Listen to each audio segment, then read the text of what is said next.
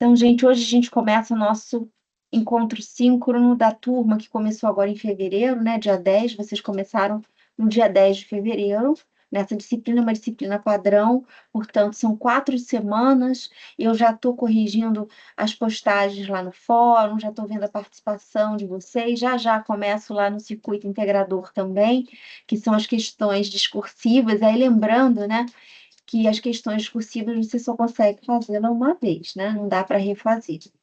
Então, caprichem, aproveitem que a nossa disciplina ela é uma disciplina muito interessante, porque ela é o dia a dia da nossa vida, né? Ela está na ordem do dia, ela está nos noticiários, o tempo todo a gente vê direitos humanos, né? Infelizmente, a gente tem visto muito de uma forma negativa, né? A ausência, né, do respeito aos direitos humanos. Então, eu sou a professora Clara Brum, só para me apresentar rapidamente. Eu sou professora há 26 anos, segui a carreira acadêmica, né, como vários colegas. Sou formada em comunicação, em filosofia, em direito, e aí eu segui a carreira acadêmica, né? Fiz mestrado, doutorado.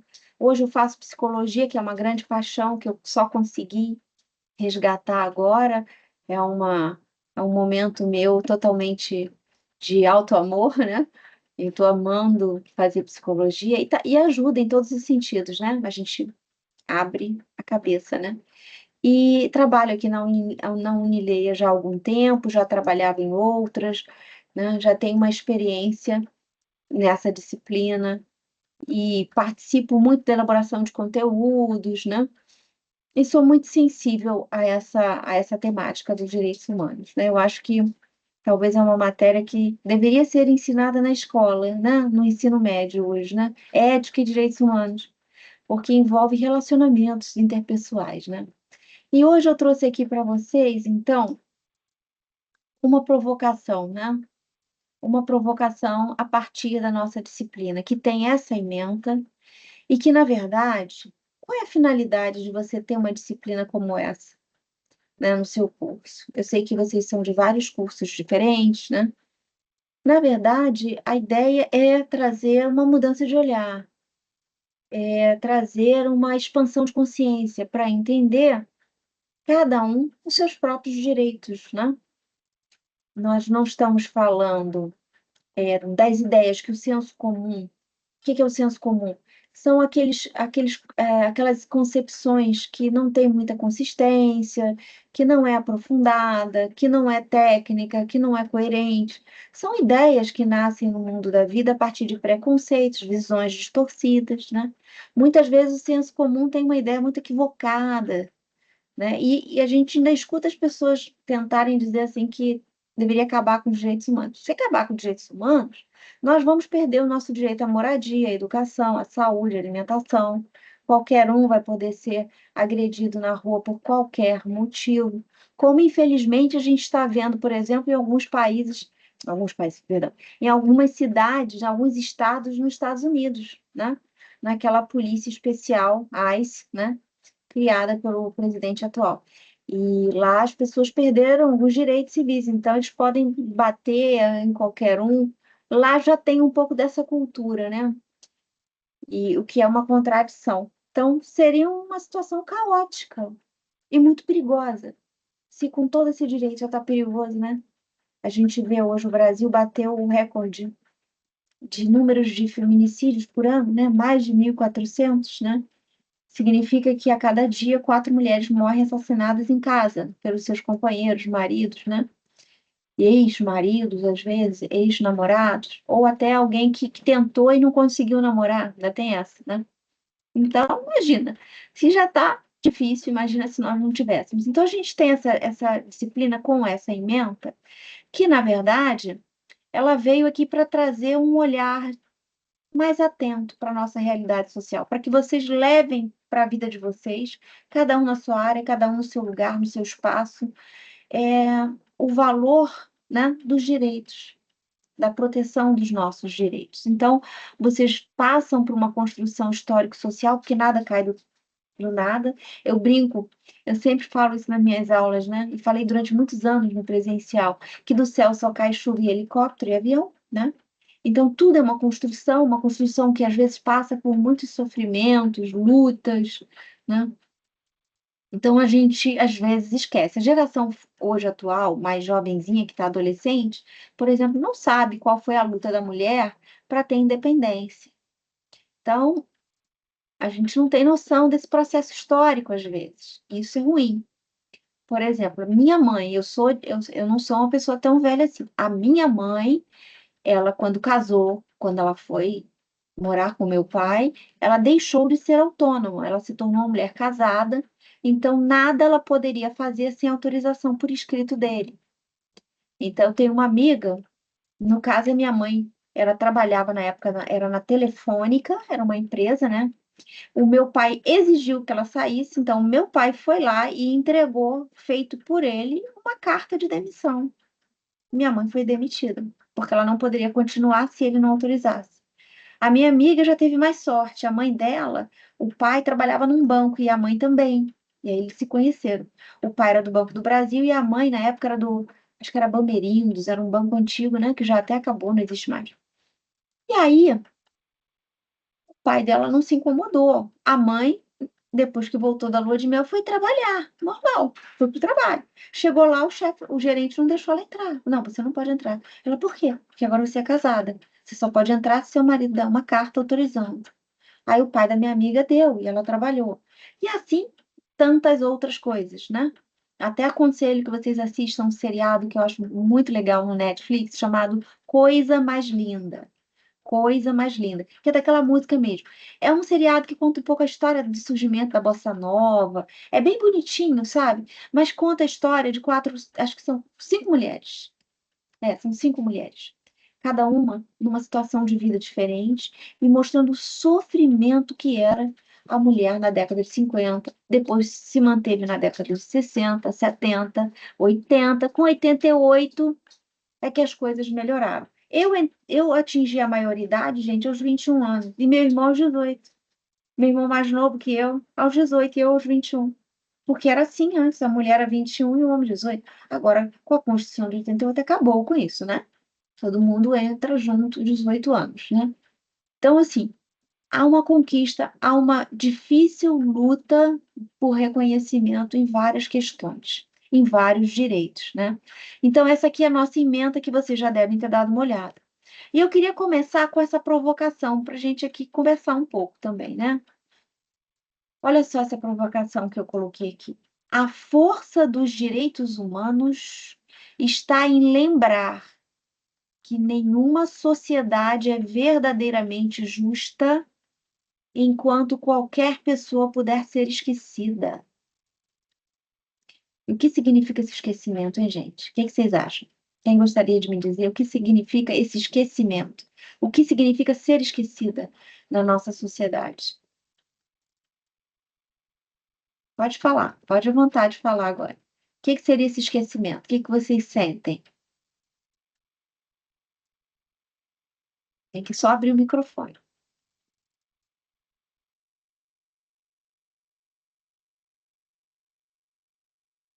Eu Ninguém? gostaria de. Ah, fale, pode falar. Eu entendo que quando fala que qualquer pessoa pode ser esquecida, vamos supor, né, um exemplo, uma questão de trabalho. A gente se esforça lá e aí no final a gente não é reconhecida e por uma questão mínima, por exemplo, de saúde, automaticamente você é substituída, você é esquecida. Outra pessoa é posta no seu lugar. Sim, também. Eu posso dizer que uma pessoa que está vivendo uma situação vulnerável nas ruas, ela é esquecida também, né? Ela é esquecida. Eu posso dizer que uma mulher, quando sofre violência, ela também, ela está sendo esquecida, né? Hoje a gente está muito mais atento, mas antigamente se dizia assim, briga de marido e mulher, ninguém mete a colher. E as mulheres apanhavam muito, né? Como ainda algumas, né? Então, esse esquecido a gente pode pensar em várias situações, né? A Lana trouxe aqui uma situação bem interessante, a mulher sempre sendo preterida, né? Ou a pessoa, assim, se adoecer, ela é esquecida mesmo. Ela não é vista a gente pode dizer que ela não é vista na sua dignidade, de respeito, de cuidado. E às vezes ela adoece porque os ambientes laborais, eles são mergulhados em assédio moral, que é o maior problema hoje, acho que do mundo, é o assédio moral. Porque o assédio moral não é só o seu chefe gritar com você, é ele também te dar uma métrica, ó, você tem que fazer o seguinte, você tem que fazer isso em 30 dias. Sendo que aquilo em 30 dias não é possível, é inviável. Então você vai ter que se matar de trabalhar, levar trabalho para casa. Então você vai se autodestruir. Isso é uma forma de assédio. Como, por exemplo, você apresentar, né, você está lá no setor e o chefe apresenta a equipe, ah, esses são meus meninos. Diminuir, né? Humilhar indiretamente. Pode até ser uma pessoa que vai falar sorrindo. Olha, tudo que você faz eu tenho que refazer, né? Nossa, que dificuldade de trabalhar com você. É um assédio. Então, a gente tem várias situações que a gente pode pensar aqui, de desrespeito, de esquecimento mesmo. Quantas pessoas hoje precisam tomar certos fármacos e não podem comprar e não conseguem obter através do poder público, porque às vezes os trâmites são difíceis. Uma vez eu escutei uma desembargadora muito famosa chamada Doutora Gaulia, acho que é Teresa Gaulia, salvo engano. Ela dando uma palestra, ela falou uma coisa que é verdade. Ela falou assim: a justiça, o poder judiciário não é para todos. A pessoa que não tem sapatos, que mora na roça, ela não entra no fórum. Ela não é permitida entrar. Então, ela não tem acesso. Às vezes, não sabe nem que existe. Ela criou, na época, a justiça itinerante, que é um ônibus com promotor, com juiz, com defensor, que eles vão para as cidades do interior do Brasil para levar um pouco de conhecimento às pessoas e até registrar o nome de pessoas que são totalmente esquecidas, que não existem, porque elas não têm registro, né? E tantas outras coisas mais que a gente pode pensar aqui, né?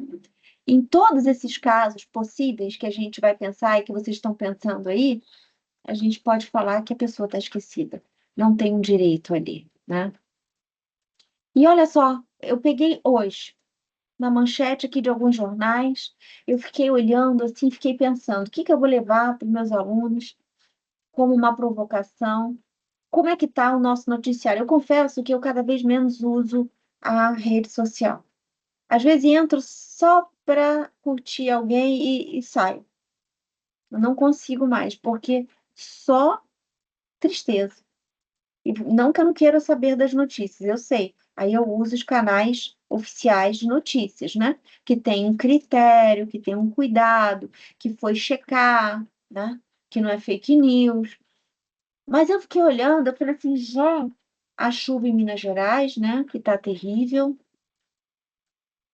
O recorde de feminicídio que o Brasil bateu em 2025 era um recorde que a gente não precisava, né? A questão do Tribunal de Justiça de Minas Gerais com a questão do estupro de vulneráveis, né, considerando o casamento a união de uma criança de 12 anos. O Amazonas que concentra 8 das 10 terras indígenas sendo devastado. A desertificação que está ocorrendo no Brasil é muito perigosa, né? A desigualdade entre homens e mulheres nos trabalhos, nas atividades, né? Quem aqui não já chegou numa entrevista de emprego e a entrevistadora, às vezes mulher, fala assim, né? Você tem filhos? Porque ela já vai eliminar quem tem filhos. Ela quer saber se tem filho, se vai ter, porque ela vai ter filho, vai gerar licença maternidade. E a criança vai ficar doente, ela vai ter que faltar. Então, existe muito. E fora que os salários são diferentes. Nesse seriado da Netflix, que é muito legal, Coisa Mais Linda, tem uma situação muito interessante que vocês vão ver de uma das mulheres que era jornalista, porque o marido era todo para frentex, então ela aproveitava e ela também era um pouco livre, né? Mas era mal vista por causa disso. E ela trabalhava no jornal e ela queria muito, na verdade era jornal, uma revista feminina, mas ela era a única mulher, só tinha homem. Então a coluna que falava sobre o lazer para a mulher era feita por um homem. Aí ela discute com o editor e falou assim: por que que você não contrata uma mulher para trabalhar comigo? Ele, uma mulher? Que absurdo. Aí ela começa assim: ó, pensa, você vai pagar menos para ela, você vai ter mais lucro. Aí ele, tá aí, uma boa ideia. Aí ele contrata mais uma mulher. Mas é muito bacana o seriado, né? Porque ele vai trazendo como é que era a nossa cultura e ainda é em muitos lugares, tá, gente? Não se desconstrói valores assim, ó, como a Dina Eugênio, né? É uma coisa que você tem que ir aos pouquinhos, né? E também, olha, formas modernas. Então, a escravidão, a gente está tendo muito problema com escravidão moderna. Trabalho escravo mesmo. Trabalho escravo não é aquele que a pessoa fala, hoje eu trabalhei que nem uma escrava no meu trabalho. Não. Trabalho escravo é você preso numa fazenda, comendo comida podre, dormindo no chão, bebendo água poluída e apanhando. Isso, ó, o Brasil está cheio. Nós até tivemos uma condenação no Tribunal Penal Internacional, salvo engano, foi em 2006 ou 2016, agora não me lembro, em que o Brasil foi condenado, teve que pagar uma multa gigante, porque nós temos uma fazenda chamada Fazenda Verde Brasil, que ela foi várias vezes alvo de atuação da Polícia Federal com trabalho escravo. Tem até um documentário da Veja em vídeo com depoimentos desses escravos recém-libertos, né, escravizados, né, recém-libertos. Então, se a gente olha e olha que eu não peguei tudo, hein? Peguei assim só algumas, a gente já dá um certo nó na barriga, né, no estômago, né? A questão do racismo estrutural, e a gente vê várias postagens nesse sentido de pessoas que relatam, né, que entraram em lugares e foram tratadas de forma diferente. Então, tudo isso mostra para a gente a importância dos direitos humanos. E aí eu quero um desafio, mas eu queria que vocês me ajudassem nesse desafio. Então, pode abrir o microfone e vamos lá. Um pequeno desafio, tá? Me ajudem aí. Quem não puder abrir, pode escrever no chat, tá? Vamos lá. Deixa eu só liberar aqui. Vamos lá. Vamos ver se eu consigo aqui. Tá indo. Olha só, vamos analisar essa frase e tentar identificar que direito está envolvendo aqui essa situação. Olha a frase da pessoa. Eu tenho direito a atendimento médico gratuito no posto de saúde. Isso a gente fala, né? A gente tem. Hoje em dia, a gente tem em muitos lugares, o posto de saúde é muito melhor do que médico particular, tá, gente? Porque às vezes no plano você é atendido em 15 minutos, tá? Então, que direito está sendo trabalhado aqui quando eu falo que eu tenho direito a atendimento público num posto de saúde, vacina e várias orientações? Que direito está envolvendo aqui? Quem me diria que o direito vocês acham? Qual é o direito humano que está aqui por trás? É um direito humano. Direito, direito Oi? à saúde. Direito à saúde. Saúde. E à dignidade. Perfeito. Direito à saúde. Perfeito, perfeito, Alana. Perfeito. Foi quem falou, foi Shirley? Não, foi Renata, né? Shirley. Shirley. Vamos lá agora. Olha esse aqui. Um direito social também, né, É professora? um direito social, perfeito. Olha esse caso aqui. Meu filho sofreu agressões na escola por ser LGBTQIA+, né? Às vezes a gente, infelizmente, ainda escuta isso, né? As crianças no ensino médio, claro, né? Ou até na faculdade, já entrando na faculdade com 18 anos. Ou no trabalho também, passando por constrangimentos, né? Situações difíceis. Que direito está aqui por trás que a gente pode imaginar? Que direito que a gente pode invocar aqui? Aqui não tem certo e errado, né? É só para a gente refletir que no dia a dia a gente pensa o tempo todo e a gente está mergulhado nos direitos humanos. Que direito tem aqui? Um direito civil a quê? E fala o direito sobre igualdade, né? Igualdade, integridade física.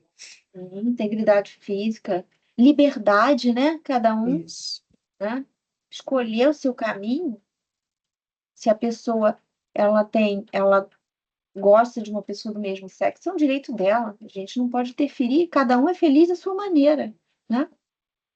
Então a gente pode falar, ó, a segurança de não ser atacado, a identidade, a proteção contra a violência, né? Contra o preconceito. Então, vamos imaginar que a gente. Quem viu aquele. Eu gosto muito desse seriado, aquele Conto de Aia, gente. Eu não consegui terminar. Chegou uma hora que a minha mente já não suportava aquele sofrimento. Esse conto de Aia é muito interessante, porque as coisas começam em momentos de crise, de intolerância, de supressão de direitos, e daqui a pouco vão surgindo direitos horríveis e vão sendo massacrados, as pessoas vão sendo massacradas, né? Então a gente precisa desse direito à segurança, à legalidade, como vocês falaram, o direito civil. É importante o direito civil, porque o direito civil é um conjunto de regras que vão dar um freio, né? A Aline que falou, eles vão dar um freio às pessoas. Ninguém pode, por exemplo, entrar na minha casa agora. Eu estou aqui dando aula para vocês, aí um vizinho louco entra aqui porque entende que eu não posso dar aula de direitos humanos e vem me agredir dentro da minha casa. Então, o direito civil ele tem ali um conjunto de normas protetivas. E a Constituição, ela internalizou esses direitos, né? Esses direitos humanos. Que todo mundo viu como é que surgiu os direitos humanos, né? A Carta da ONU, né? A gente sabe que foi naquele momento terrificante, depois da Segunda Grande Guerra. A Segunda Grande Guerra foi tão terrificante que foram mais de 100 milhões de pessoas mortas. Se pensou o seguinte, a Europa foi devastada, a Europa foi devastada, tá, gente? O único país que eles não explodiram foi Paris, mas que iria ser explodida, implodida, na verdade, com bombas, né? Depois que Berlim estivesse pronta, porque ela estava em obra. Esse era o plano do Hitler, quando ele toma conta de Paris. Quando ele chega em Paris, desce lá em Paris, toma posse e fala, eu sou o dono. Ele fala, só não vou explodir tudo isso aqui agora, porque eu estou construindo a Berlim imitando essas estruturas. Louco isso, né? Mas ele tomou posse, ele matou muita gente. Ele criou, desencadeou uma guerra terrível, que os Estados Unidos depois ainda jogou 2 bombas atômicas, depois que a guerra tinha acabado, não tinha ninguém mais para resistir, destruindo 2 cidades até hoje, Hiroshima e Nagasaki, né? Até hoje se nasce com deficiência. Eu não vivi a guerra, claro, né? Mas não tinha, nasci bem depois, nasci em 68, mas eu nunca mais esqueci uma imagem de uma criança com um corpo em chamas, né? Queimado pela explosão da bomba atômica, que eu vi, né? Em algum momento da minha vida, né? Nos jornais que falavam sobre a Segunda Grande Guerra, né?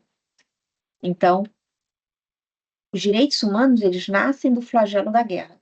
Foi quando o mundo, tecnicamente civilizado, entre aspas, se reuniu e falou: ou a gente cria uma carta estabelecendo um limite, ou vai vir uma terceira guerra e um louco vai apertar a bomba atômica. Simples assim, como foi no caso da bomba de Hiroshima. Hoje a bomba atômica, ela é 100 vezes mais potente do que Hiroshima e Nagasaki, né? E causou, inclusive, um problema, vamos dizer assim, nas profundezas do mar, tá? Que reverberou em vários países da Europa. Então, é um negócio muito sério, né, gente? São os limites que precisam existir, né? Olha essa imagem, ela é bem sugestiva. Nós temos um casal, uma moça com uma criança. E aí a gente tem aqui, na seleção para um novo emprego, perguntaram-me se tinha filhos. Se uma pessoa, vamos imaginar que eu estou numa seleção para trabalho e a pessoa me pergunta se eu tenho filhos. Você tem filhos? É claro que ela vai me eliminar se eu disser que sim. Ou se eu disser sim, são adultos já. Ah, beleza. Sim, são pequenos, já vai aparecer lá uma red flag, né? Uma marquinha vermelha no meu nome. Essa moça vai faltar, porque criança fica doente. Isso é um preconceito, né? Então, nós temos o direito ao trabalho digno, à proteção contra a discriminação, principalmente a discriminação de gênero. Olha o ODS 5 da ONU, né? Igualdade de gênero. Então, a gente nunca pode abrir mão de direito algum. Pelo contrário, a gente tem que aumentar essa lista, a gente tem que aumentar esses direitos. E eles estão aumentando, a gente já está na 5ª geração. Daqui a pouco nós vamos para a 6ª, porque diante do grande perigo que nós temos hoje da tecnologia, E daí, a gente vai ter que ampliar essa história, né? Porque hoje está muito perigoso, né, gente? Olha esse caso aqui. Não podem me tirar de casa sem decisão judicial. Se chega alguém na sua casa e fala, eu quero que você me acompanhe. Eu falo, não, não vou. Tem ordem judicial para me levar? Salvo se for atividade policial. Mas se não for, não tem ordem judicial. Não é assim. Não vai me levar. Que direito é esse?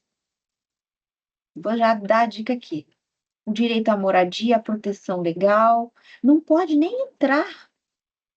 Se eu tenho uma citação para receber uma citação, nem pode entrar na minha casa. Olha, se eu tiver em período de luto, falecimento de pai, de cônjuge, de mãe, período de luto, tem que ser em horário comercial e não no horário de repouso. Então, a gente tem uma série de direitos que, se não existissem, nós estaríamos fritas no óleo, né? E fritos no óleo, os meninos também, né? E aí eu trouxe para vocês aqui umas dicas. O que que a gente precisa fazer? Quando a gente está estudando direitos humanos, muito mais do que ficar guardando só que a origem foi lá na década de 50, entender os direitos humanos no mundo da vida, olhar no lado de fora, na rua, e enxergá-lo nas pessoas. Quando eu vejo uma pessoa em situação vulnerável na rua, e a gente vê muita criança na rua, quando a gente vê uma criança, por exemplo, e aí agora eu já estou sentindo isso, tá? Estou compartilhando aqui, com o celular, uma criança pequena sentada no parquinho com o celular, ou uma criança pequena brincando com o Valdir e a mãe no celular, isso para mim é uma tristeza profunda, é uma violação de direitos, né? Que é uma infância roubada, né?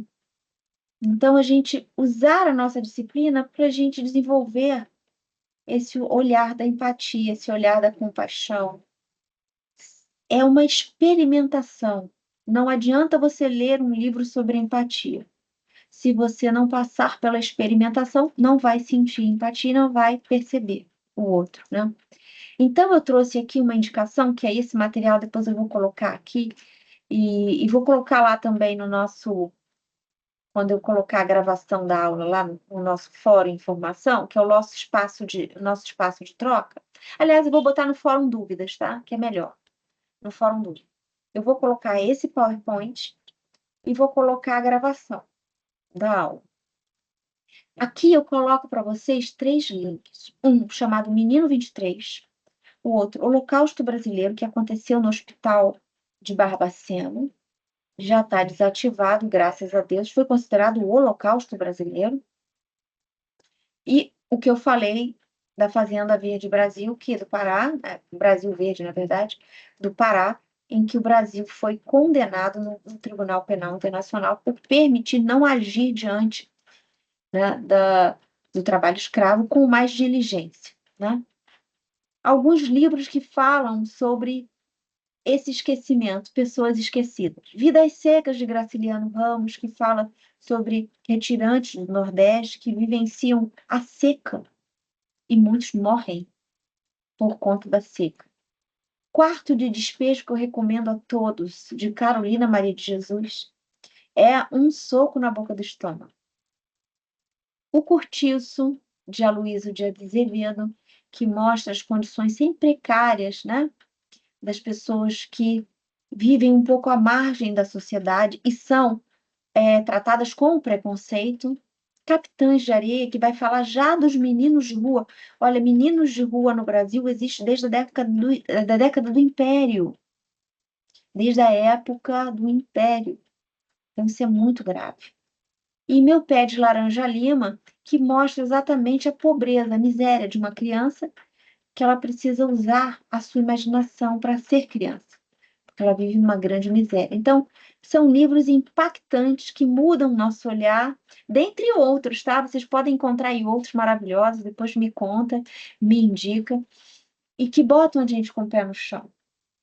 Porque, olha só, nós somos responsáveis, porque nós somos todos cidadãos, né? Então, nós temos essa responsabilidade. E aí eu convido vocês a conhecer esse pequeno trailer do documentário. Por que que eu estou passando ele aqui? Esse documentário foi um soco no estômago aqui para mim, porque eu moro perto do Romão Duarte. Romão Duarte não existe mais hoje. Não sei se a minha colega aqui do Meier conhece. O Romão Duarte era um orfanato mantido pela Igreja Católica e que na época de Vargas tinha assim recebia muito dinheiro público de Vargas, né? E nessa época o Romão Duarte vendeu 50 meninos negros para uma fazenda em São Paulo, de uma família muito poderosa chamada Rocha Miranda, que inclusive é o nome de um bairro aqui no Rio, de tão poderosos que eles são. E eles usaram isso para escravizar essas crianças. Eu estou na era Vargas, numa era em que o Brasil flertava com o nazismo e se falava no branqueamento do brasileiro. Havia toda uma política voltada para um branqueamento do brasileiro e vamos dizer assim, uma desconstrução, né, do nosso lado místico, do misticismo, da miscigenação, da cultura popular. Então, como é que aconteceu esse documentário? Um professor de história estava dando aula numa escola em São Paulo. E aí ele foi contar a história da Segunda Guerra, foi contar e falou do nazismo, apresentou lá a suástica, o símbolo, né, que o Hitler usou no projeto dele. Aí uma aluna levanta a mão e fala assim: professor, meu avô comprou uma fazenda e foi fazer uma obra e descobriu vários azulejos com esse desenho. Aí o professor, jura? Posso ir lá? E ele foi lá. Quando ele foi lá, o avô permitiu, ele foi pesquisando e descobriu que aquela fazenda pertencia a essa família que tinha escravizado 50 meninos pretos para trabalho escravo mesmo. E compraram esses meninos aqui no Rio de Janeiro, no Romão Duarte, compraram oficialmente, com a chancela do Poder Judiciário. Deram entrada no pedido, o juiz liberou. Ora, óbvio que era para isso, né? Eles só queriam crianças de cor e elas foram tratadas como escravos. Nem nome elas tiveram. Por isso, Menino 23. Alguns ainda estavam vivos quando o professor fez o documentário, conseguiu reunir os documentos, viu a sentença do juiz.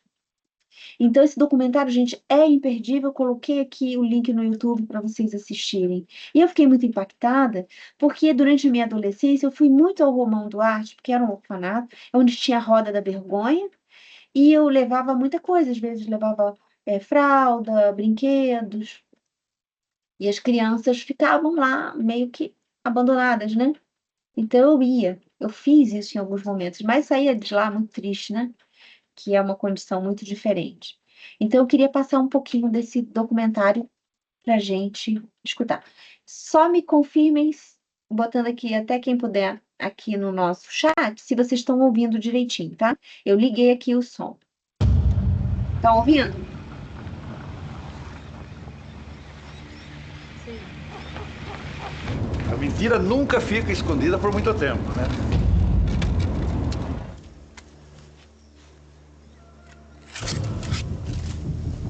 Nem consegue se enganar tantos por tanto tempo. Recebi da respeitável irmã superiora da Casa de Expostos o menor, Aloísio da Silva. Eles vieram aqui no orfanato. Eles estavam procurando os meninos mais fortes? É. O que era bom para o Estado, o que era bom para o orfanato Romão de Matos Duarte, por que não haveria de ser bom também para os meninos? Todo mundo era numerado? É numerado. Era por escala, né? Tamanho. Ele quis preto só. Porque branco ele não quis. Depois da lavoura vinha aquela cocheira acabando os cavalos, mergulhado nos carneiros lá na grama. Vocês eram remuneradas? Não. Era só a comida e mais nada. E assim é a vida. Esse período é o mais racista da nossa história. Acabou o escravo, mas aí como que nós vamos inferiorizar os trabalhadores? As teorias da superioridade racial branca floresciam. Precisava higienizar o povo brasileiro. Que sociedade era essa que aceitava tais ideologias e tais práticas como sendo não só comuns, como louváveis? A minha infância foi roubada. Cheguei a mão e ó, pá! Ficava de braço aberto, joelhar em cima de grão de milho e tudo. Deus o livre, só escutava o grito. Tomara que ninguém passe do que passei. Fugir. Era a única coisa que a gente pensava, mais nada.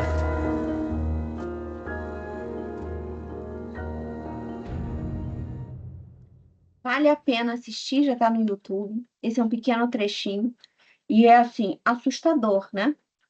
Porque acontece no Brasil, acontece e num lugar bem pertinho aqui de mim. Então, eu fiquei muito, assim, impactada. E esse documentário sofreu muito assédio da família, que ainda existe, tá?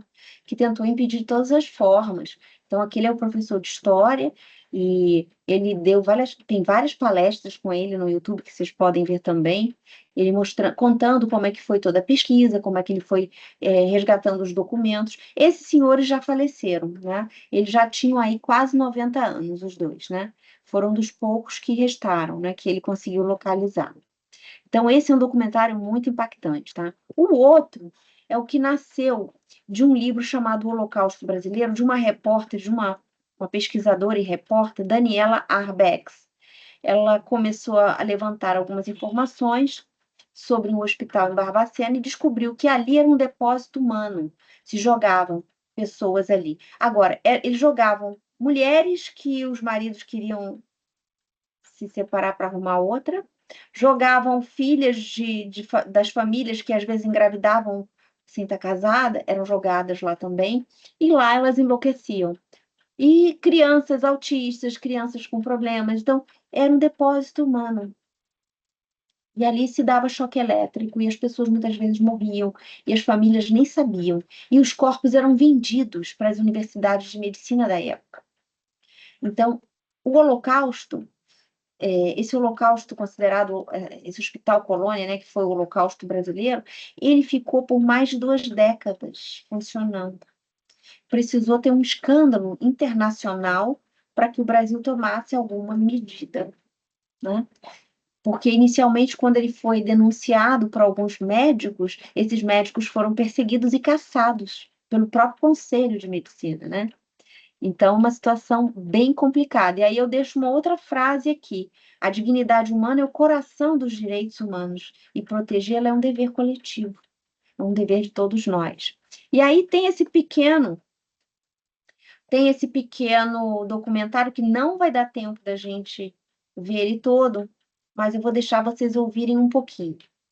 A cidade de Barbacena, em Minas Gerais, é conhecida como Cidade das Rosas, mas por muitos anos também foi conhecida como Cidade dos Loucos, porque ela, durante décadas, foi palco de horrores comparados aos que aconteceram em campos de concentração nazistas. Eu sou o Vogel, bem-vindos ao Vogelizando a História, e hoje a gente vai te contar a história do Hospital Colônia de Barbacena, ou Holocausto Brasileiro.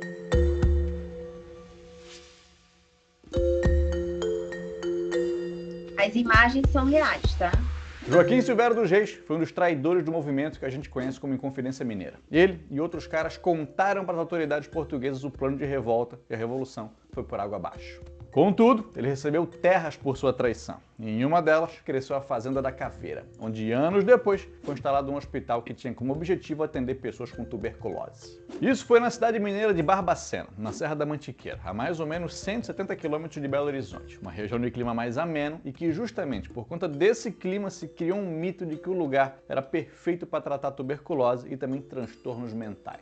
O Hospital Colônia de Barbacena foi fundado em 1903. Com o tempo, o lugar foi crescendo. Novos prédios foram sendo construídos e com seus 16 pavilhões se tornou o maior hospício do Brasil. Ele, contudo, não foi o primeiro hospital psiquiátrico do país. Não, senhor. O primeiro, na época ainda chamado de hospício, foi instituído por decreto de Dom Pedro II em 1841. E o Brasil andou a passos lentos quando o assunto era o tratamento a pessoas com transtornos mentais. Ninguém tinha muita experiência em como lidar com esses doentes. No Colônia, apesar de ser um hospital, médicos clínicos e psiquiatras eram coisa rara até o final da década de 1950. E desde 1914, queixas já eram registradas no local. Na década de 1930, as irmãs Vicentinas passam a administrar o hospital e nessa mesma década ele ficou superlotado. Vinha gente de todo o Brasil e por conta da grande falta de critério médico para as internações, isso desde a abertura, estima-se que 70% das pessoas que passaram pelo Colônia não sofriam de qualquer doença mental. Qualquer pessoa que era diferente do padrão da comunidade onde vivia ou era um problema para alguém, podia ser mandado para lá. Homossexuais, alcoólatras, mendigos, mães solteiras, militantes políticos, prostitutas que agrediam clientes que não pagavam, filhas de fazendeiros que tinham perdido a virgindade ou mulheres trocadas pela amante do marido podiam ter o Colônia como destino.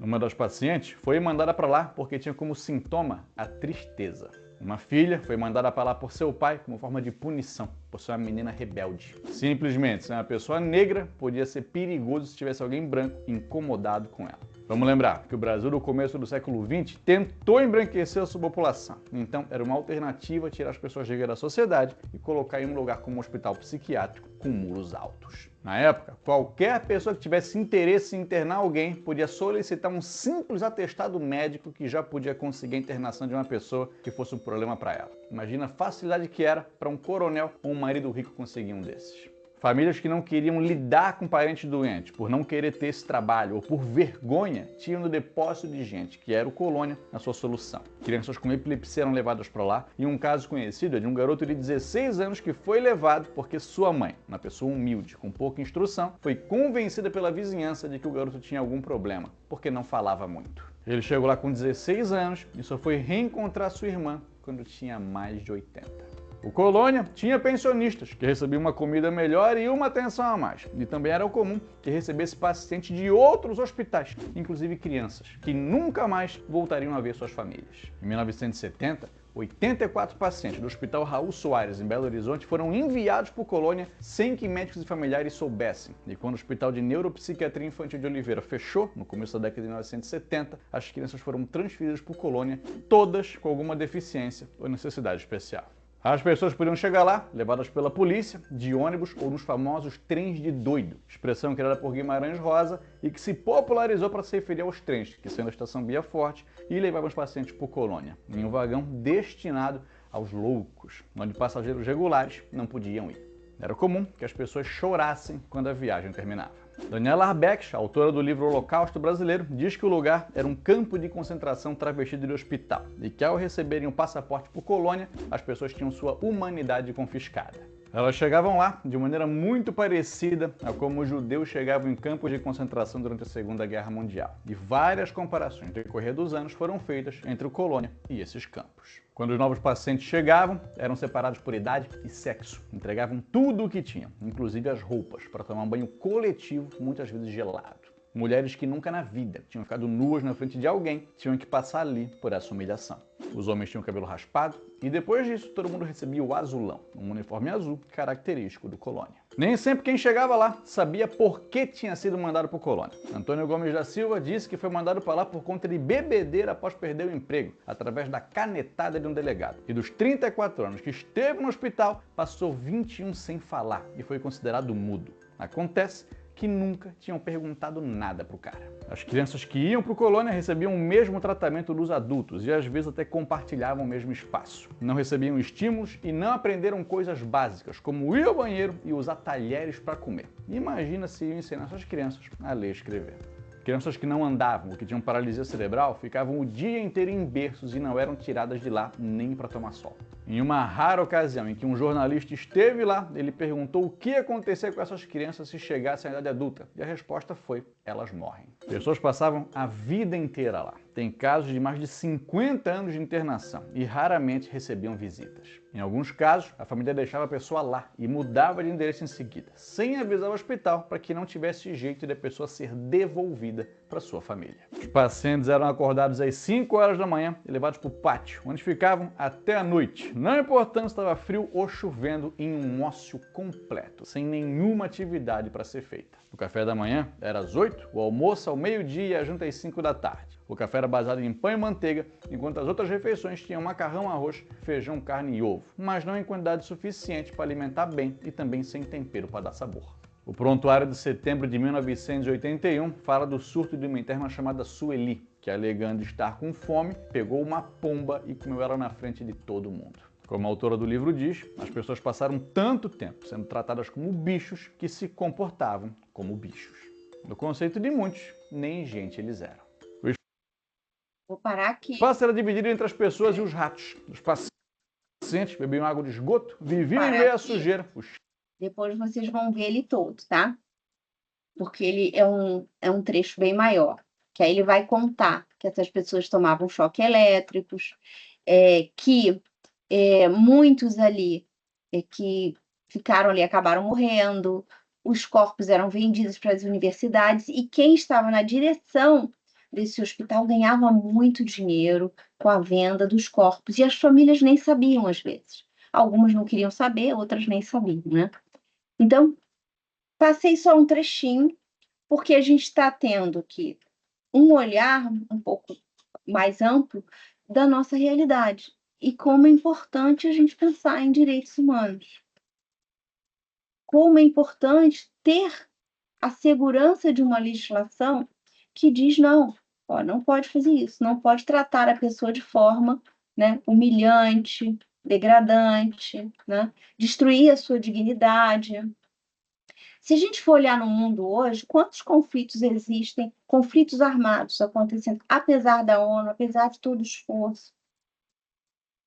61 conflitos estão acontecendo nesse momento. Isso aí é uma notícia que eu busquei hoje. Então, hoje, nesse momento, lá no site das Nações Unidas, existe esse quantitativo de 61 guerras ocorrendo, confrontos armados ocorrendo no mundo. Aí a gente vai ver a guerra da Ucrânia, que já está há 4 anos, né? Oriente Médio, os conflitos de Gaza, Síria e outras tensões locais. E a gente sabe que isso já existe há muito tempo. Agora chegou uma situação, nós estamos vendo genocídio, né, em Gaza, ao vivo e a cores. A África, que sempre teve vários conflitos.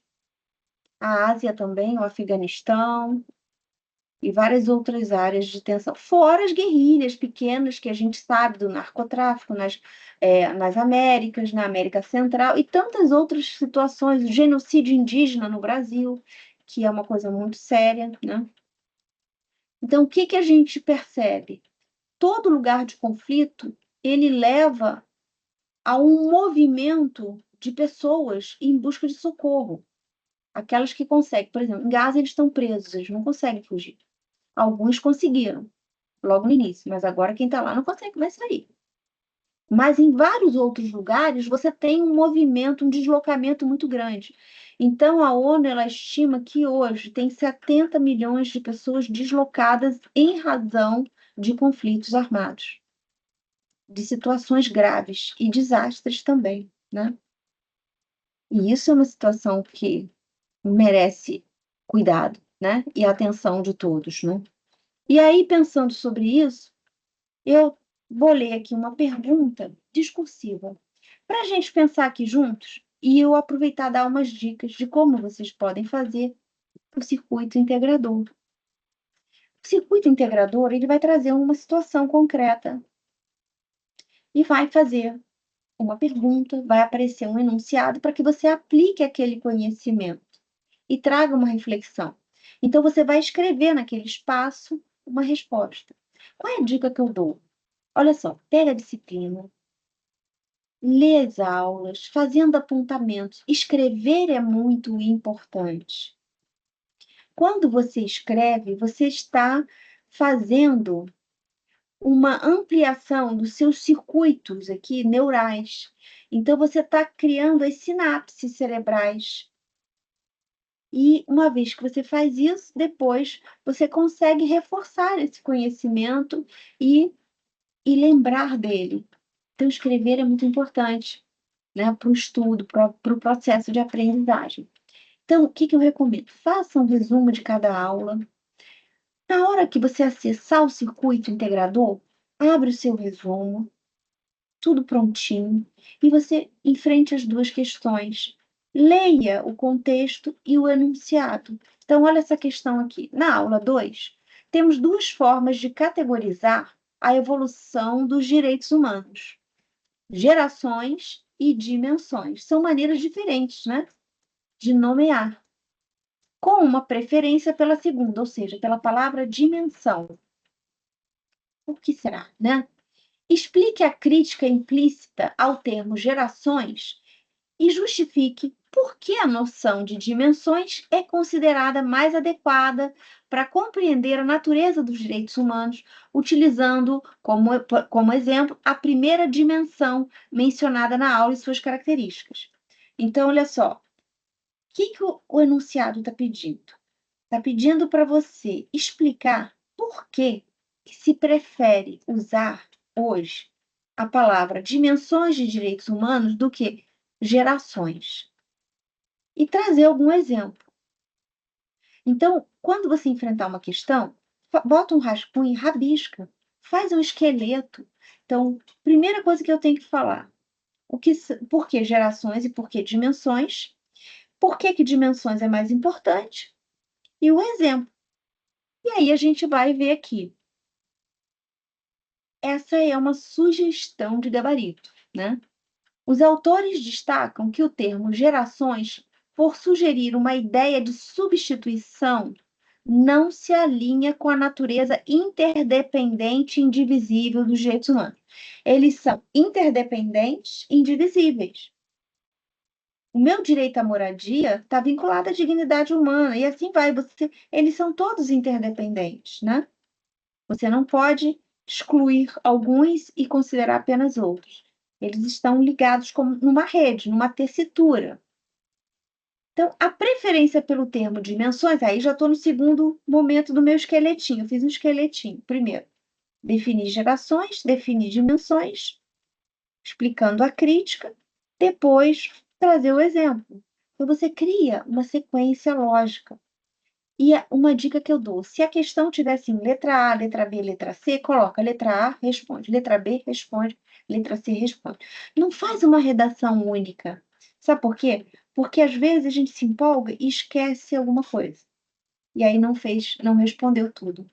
Então, por cautela, se tem letra A, bota letra A. Se tem o número 1, bota o número 1. E responde direitinho aquele ali. Então, aqui, olha só. A preferência pelo termo dimensões reside no fato de que ele evoca a ideia de camadas ou aspectos que se somam e se enriquecem mutuamente, em vez de uma sucessão excludente. Então, uma geração parece que uma coisa substitui a outra, realmente. Quando eu falo de dimensão, parece que está aumentando. Lembra de uma onda no mar? A maré vai subindo, a onda vai chegando. Você chega na praia, para aqui, bota sua barraca. Daqui a pouco a água vai chegando. A água vai chegando, você vai chegando para trás. A água vai chegando, você vai chegando para trás. Pelo menos no Rio aqui tem isso, né? Então, dá a ideia que o direito ele só vai se expandindo. E é verdade. Ele só vai crescendo. Vão surgindo novas possibilidades. Quando eu tinha 25 anos, não existia Lei Geral de Proteção de Dados. Nem se falava nisso. Não existia uma série de coisas, né? Então, a primeira dimensão dos direitos humanos, aí fechando a resposta, estabelecida formalmente, historicamente, refere-se aos direitos individuais, que foi aquele lá que surgiu na época das revoluções, né?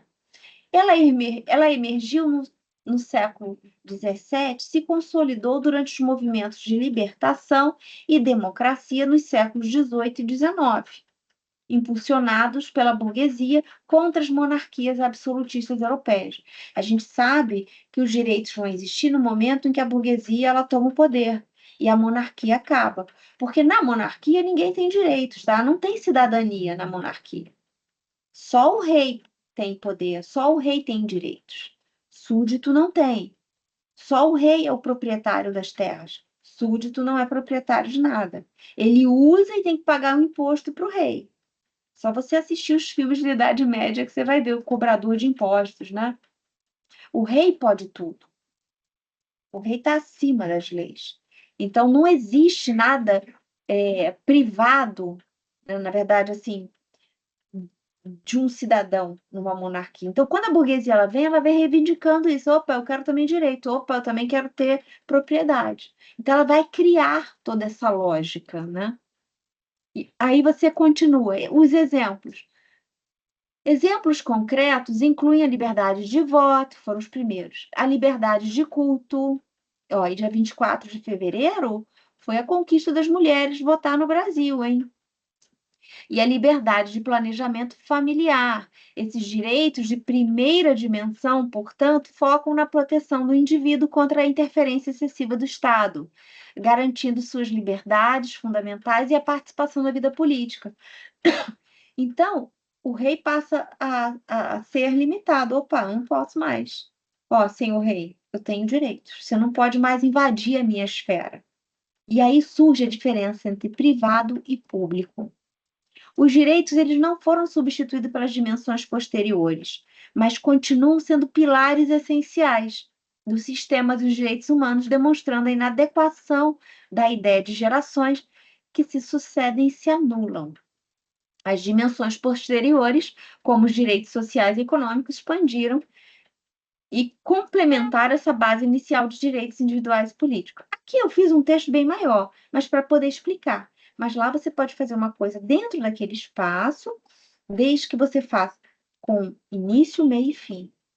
E sempre cuidado, nada de abreviações, gírias, seja bem técnico.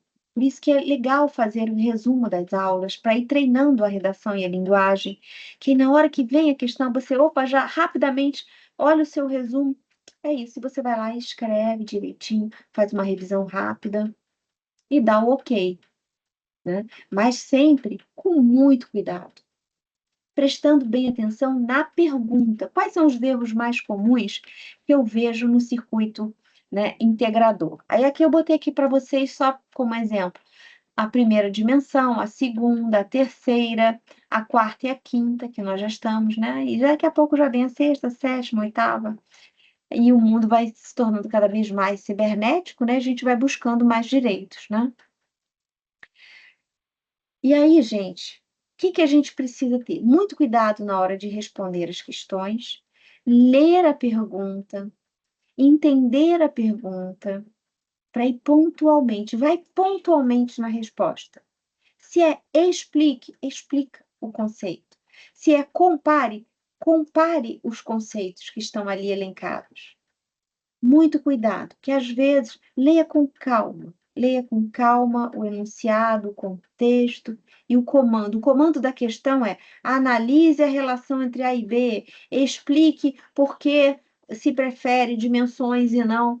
É o que ele é quando manda você agir. É o comando da questão. Aí você fica bem preparado. Então, façam essa preparação. E aqui eu gostaria de compartilhar como por derradeiro, né? Já indo para o final do nosso encontro, essa famosa fotografia que acabou virando até uma fotografia muito premiada, né? Foi o prêmio Pulitzer de 1994, que foi um jornalista sul-africano chamado Kevin Carter, que ele foi no Sudão, e a gente sabe que existem muitas regiões de fome e miséria, né? Quem viu aquele filme O Menino que Inventou o Vento, viu que aquilo se passa, a história é real, e ela se passa na década de 90. Década de 90, a gente estava fazendo minha segunda faculdade já, né?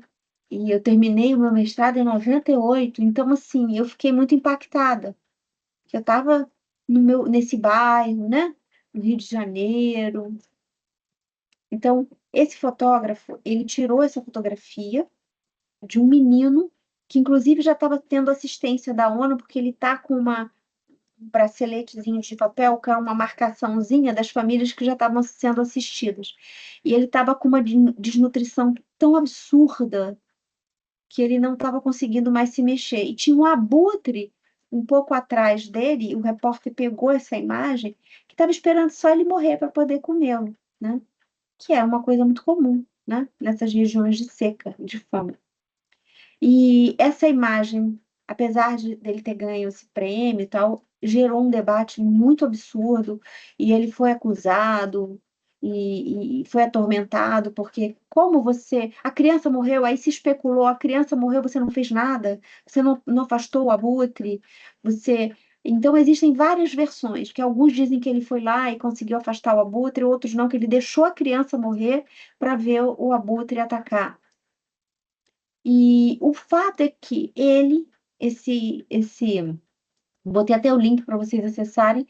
Esse fotógrafo, depois ele comete suicídio, não só ele, como alguns colegas que faziam esse trabalho naquela região, como ele, impactados pela miséria, pela pobreza que eles experimentaram nessa experiência, né, de estar ali.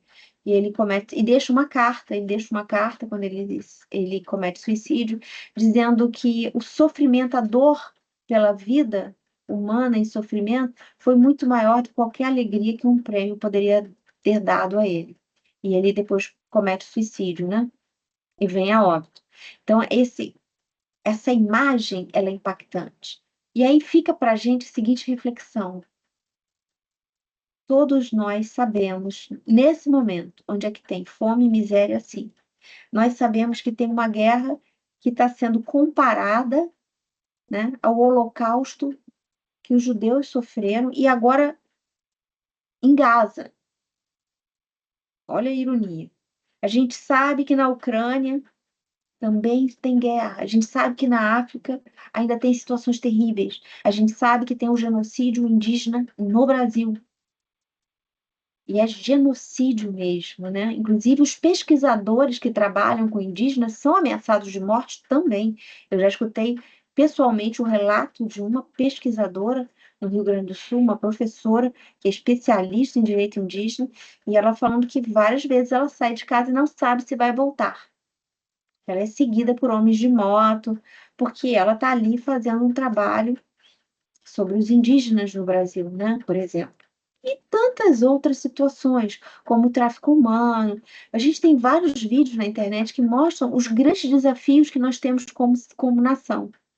Por exemplo, o Fabrício Rosa, que é um policial rodoviário federal, que faz um TED Talk em Goiânia, muito bom também. E ele fala sobre o tráfico de drogas, o tráfico humano, que é muito pesado, né? Então eu fico pensando, e se nós não tivéssemos nenhum direito? Como seria?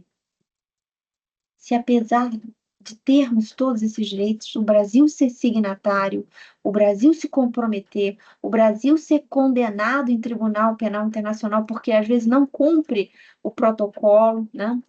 Nem todo governo é comprometido, nem todos os parlamentares estão comprometidos com essa causa, muito embora sejam representantes, né, do povo. Então, se nós não tivéssemos, como seria? Então, essa é uma reflexão que eu queria deixar aqui para vocês, né? Que toda vez que o ser humano sofre por falta de dignidade, toda a humanidade se torna indigna. Então, essa é uma frase que eu encontrei há uns anos atrás, quando eu estava dando aula de direitos humanos, na época até da pandemia, né? E eu achei essa frase na internet, de um autor chamado Rogério Carvalho, tá lá naquele site O Pensador, botei o link ali para vocês, e que me deixou pensando muito seriamente, né? Se um ser humano sofre por falta de dignidade, toda a humanidade se torna indigna, porque é uma responsabilidade coletiva. A Carta dos Direitos Humanos, ela é apenas uma carta, ela não é uma legislação. Ela é uma carta, o país assina, ele aceita aqueles valores, internaliza na sua legislação ou não. Tem país que não é signatário, tem país que deixou de ser, tem país que quando você vai entrar, principalmente alguns países lá árabes, quando você vai para lá, você tem que assinar um termo abrindo mão dos seus direitos. E Deus me livre que eu vou para um lugar desse, né? Assina no avião antes de pousar.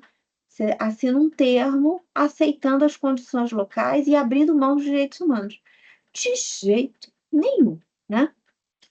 Então, imagina, gente, se nós não tivéssemos construído isso. Então, direitos humanos, eles surgiram porque a humanidade chegou à beirinha do total colapso. a humanidade, o planeta Terra chegou à beira da sua extinção na Segunda Guerra Mundial. Com medo disso, é que se criou a ONU para criar obstáculo, dificuldade, atrapalhar as mentes insanas que querem fazer guerra o tempo todo, que ganham. A guerra ela é lucrativa. Vejam o filme Senhor da Guerra. A guerra ela é lucrativa. Existem países que sobrevivem, só sobrevivem se fizerem guerras, como os Estados Unidos é um, porque ele tem a indústria que faz a roupa do soldado, o cinto do soldado, a bala para o soldado. E se não tiver guerra, essa indústria que mantém o país, ela quebra. Então é importante incentivar pequenas guerras, porque tem que sair a mercadoria, né? Então, olha, indico vários filmes. Senhor da Guerra, Jardineiro Fiel, são filmes, só não vale ver tudo no mesmo dia, tá, gente? Diamantes de Sangue, com DiCaprio, são filmes que mostram como é importante a gente ter, né, um organismo internacional, ainda que ele não consiga tudo, mas ele está ali enchendo o saco, ele está ali criando óbice, ele está ali atrapalhando de algum modo, porque a gente sabe que é muita política, muito poder, muito dinheiro. Hoje o grande poder está na mão das big techs, né? De quem tem o conhecimento, o domínio tecnológico. E a gente não consegue, né, lidar muito com isso. Estamos ainda com muitas dificuldades. Então, se a gente não tem direito nenhum, a gente fica à deriva. A gente fica como um barquinho que só tem uma vela no meio da tempestade. A tempestade vai levar esse barco, ele vai virar. E a gente vai lá pro fim do mundo. E a gente não consegue estabilidade nenhuma. Então, essa é a importância da nossa disciplina. Essa é a importância de nós estarmos aqui, né, estudando direitos humanos, não para passar na prova, mas para levar para o nosso dia a dia esse conhecimento, reivindicar, questionar lugares em que a gente observa que os direitos não são respeitados, em que nós não somos respeitados, perceber, né? Nós tivemos ano passado, em 2025, janeiro, aquele rapaz Igor de Mello, um rapaz aqui do Rio, do Rio, do Rio, acho que é do Rio. Ele estava voltando do trabalho, ele era jornalista, ele estava estudando jornalismo, e à noite ele trabalhava como repórter, ainda estagiário, e à noite ele trabalhava num restaurante, como garçom. Então ele saiu do trabalho, 2 horas da manhã, pediu um Uber moto e estava vindo, né? Estava vindo para casa. Eu acho que foi aqui no Rio, gente. Já não me lembro se foi Rio ou São Paulo, mas acho que foi no Rio. Eu acho que foi no Rio. E aí estava vindo para casa, na moto. Nisso passou um carro com um casal. Não, ele não sabe por quê. O motorista começou a atirar nele e no motoqueiro, no Uber. Ele perdeu um rim. E como que eles conseguiram sobreviver? Eles estavam numa ponte, eles se jogaram da ponte, pararam a moto e se jogaram. E depois saíram se arrastando, entraram dentro da casa de uma pessoa, pularam o muro e ficaram lá escondidos. Ou seja, o casal, ele é um rapaz negro, o casal achou na cabeça deles que eles eram assaltantes e que ele que tinha assaltado a mulher no dia anterior. E já saiu, o marido era um ex-policial, saiu matando, né? Dando tiro, inclusive no rapaz do Uber, um rapaz de 22 anos. Então, isso é racismo estrutural. Uma pessoa, uma delegada foi na Zara, entrar na Zara, acho que não, na Renner, aliás, desculpa, na Renner, foi tratada, mandaram ela embora, que ali ela não podia comprar. E assim a gente vê em vários lugares outras situações de maus tratos, de preconceito, de racismo, né? Então, como é que a gente pode viver numa sociedade sem direitos humanos? A gente não pode. Porque senão a gente vai virar o conto de Aia, né? Infelizmente, eu tenho que usar esse exemplo. O conto de Aia. A autora, ela diz que ela não escreveu uma ficção. Ela escreveu uma realidade possível, né? A partir de muito estudo e análise, né? Então é muito sério, né, gente? É muito sério. Por isso, quando você estiver lá no fórum, e eu já estou dando uma olhadinha lá no que vocês disseram, tragam exemplos. Em vez de só definir conceitos, tragam exemplos da cidade de cada um. Olha, professora, aqui na minha cidade aconteceu isso, isso. Isso é uma violação de direitos da minoria. Porque isso é que é o bacana, a gente conseguir estudar aqui, para quando olhar ali fora, a gente identificar e lutar por nós e por todos e pelas gerações futuras. Porque o que que a gente está deixando para as gerações futuras, né? O que que eles vão receber de nós? Tá muito complicado, né? Tá muito difícil. A geração que nasceu em 2010, hoje, tem o maior índice de suicídio quando chega aos 10 anos de idade. Crianças hoje de 10 a 12, 13 anos de idade estão praticando suicídio.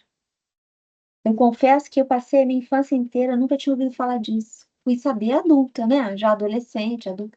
Mas não me lembro de nenhum colega. Hoje a coisa está assim. Então a gente está vivendo um momento de muitos desafios. Como é que a gente não vai falar de direitos humanos?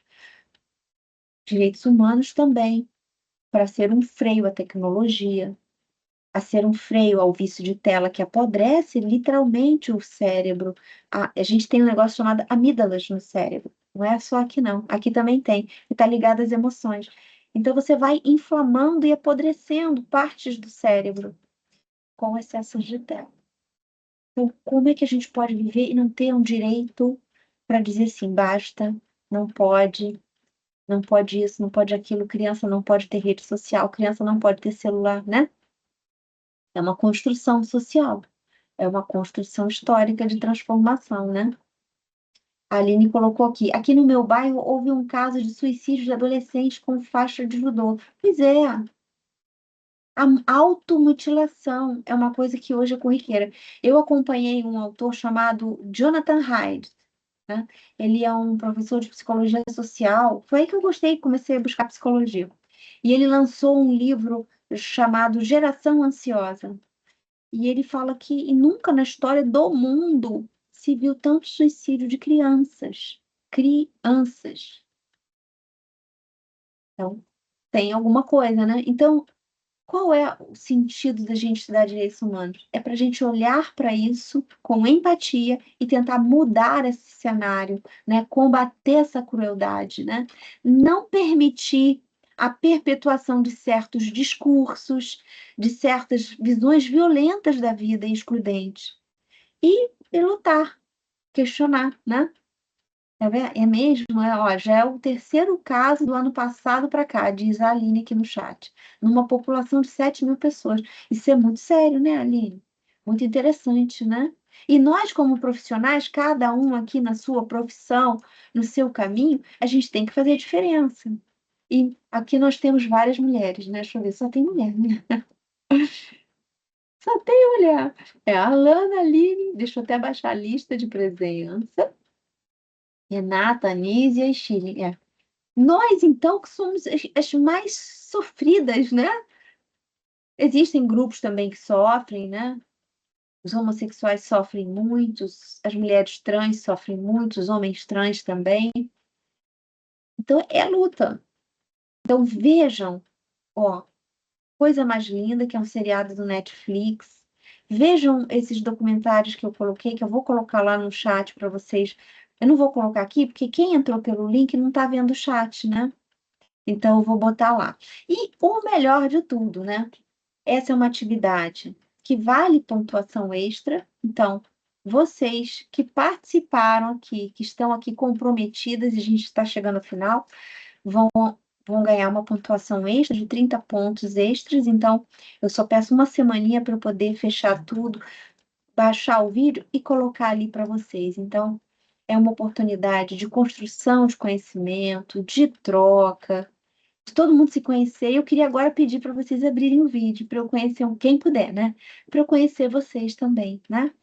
E a gente vai chegando ao final, já agradecendo a presença de vocês. Eu estou aqui no Rio. Provavelmente a gente vai se encontrar em outras disciplinas. A Renata já abriu. Quem puder, abre, né, gente? É tão bom ver vocês, né? A Aline também. Quem puder, abre, né? Porque é bom a gente se conhecer, né? É muito bom. E vocês saberem que desse lado de cá, lá no fórum, tem uma pessoa, né? Tem um ser humano ali lendo, tem um ser humano ali respondendo vocês. E, gente, qualquer dúvida, fórum de dúvidas, estou ali para responder. Podem mandar e-mail para mim também, clara.oliveira@unileia.edu.br, tá? clara.oliveira. Então, pode mandar para mim. Eu estou no Instagram como professora Clara Brum. O meu nome é grande, né? Mas eu uso o primeiro e o do meio. Professora Clara Brum, quem quiser me seguir também estou lá. E a ideia, gente, era só deixar essa sementezinha, essa reflexão para vocês pensarem, né? Para vocês refletirem da importância da gente falar sobre essa temática, né? Para nossa geração e para gerações futuras. Ó, tem vários filmes bons também que eu posso indicar, As Sufragistas, Ainda Estou Aqui, importante. Agente Secreto, eu assisti com um refinamento, uma coisa que a gente não sabia que existiu na época da ditadura, quer dizer, as pessoas ficavam refugiadas, escondidas nas casas de outras pessoas, em grupos secretos, né, para se ajudar. Essa empatia, eu não sabia disso, né? Então, o filme traz, claro, ele é uma ficção, mas baseado em fatos, né? Quem viu tem a coisa lá da perna. A perna foi uma coisa que aconteceu mesmo na região lá de Recife. Então, tem algumas misturas de fatos reais né, com a ficção e a reconstrução cenográfica de uma época é a coisa mais linda do mundo, né? É a coisa mais linda do mundo. Então, minhas queridas, olha, muito obrigada. Um prazer conhecer vocês. Qualquer dúvida é só mandar e-mail, clara.oliveira. Fiquem atentos só com relação ao calendário da disciplina, porque quando ela fecha para vocês, fecha para mim também. Então, eu já não posso. Então, olha só, eu vou lançar a pontuação. Então, me dá só uns. Hoje é quinta, sexta, até terça-feira no máximo já está lançado, tá? Que aí eu vou me organizar, vou baixar tudo. E essa aula vai ficar gravada, eu vou colocar lá no nosso Fórum Dúvidas, para quem não teve oportunidade, né, poder assistir. E vou botar junto, eu vou anexar o PowerPoint para vocês poderem pegar os links também e assistirem esses documentários, tá?